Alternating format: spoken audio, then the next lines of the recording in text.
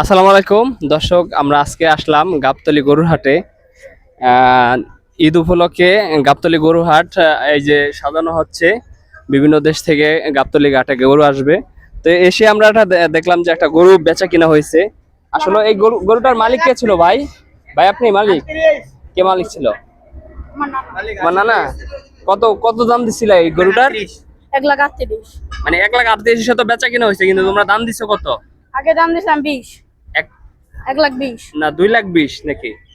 আচ্ছা যাই হোক, এটা কত দিয়ে কিনছেন আপনি? আমি কিনি কে কিনছে এটা?